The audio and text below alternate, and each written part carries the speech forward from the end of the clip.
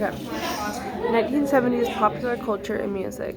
The 1970s pop culture is a blend of both the 1960s and an individual movement impacted by the Vietnam War. It was a pivotal time in history as fashion, cars, movies, TV shows, music, sports, and disco dancing all shaped the coming decades. There was tremendous amount of growth in the economy in the 1970s, with inflation being so high. The 1970s brought the end of the Vietnam War. Colorful disco fashion and a television in every home. It was a decade of great change where most people wanting a happy life, and there was a huge amount of promoting peace. The 1970s were a time of social change, disco anthems, and many, many firsts.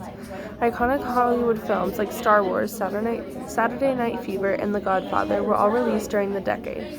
While legends changed like Mother Teresa and Harvey Milk received national attention for their activism, this was also a time of cultural turbulence and change. The Civil Rights Movement set off a domino effect. Numerous other groups, including Native Americans, Hispanics, and women, began protesting for equal treatment. Across the country and on college campuses, people protested in marches and sit-ins. Some of the best movies from the 1970s as well.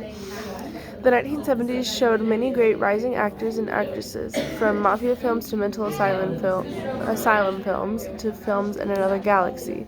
The 70s stretched our imaginations beyond their limits. There were many new and different kinds of movies that helped shape the film industries. A trend that began in 1971 that gathered more force in 1972 were black films, as they were called back then. Films directed and written and acted primarily by African Americans. African Americans were participating in films, which were a trend in the 1970s. Many of the films in the 1970s are still popular today, such as Star Wars. That is filming more and more movies based off of the one that was filmed in 1970. Although the current political atmosphere may seem entirely different from anything we've seen before in the U.S., one longtime journalist and author argues that the politics and popular culture of the 1970s parallels what's going on in society now.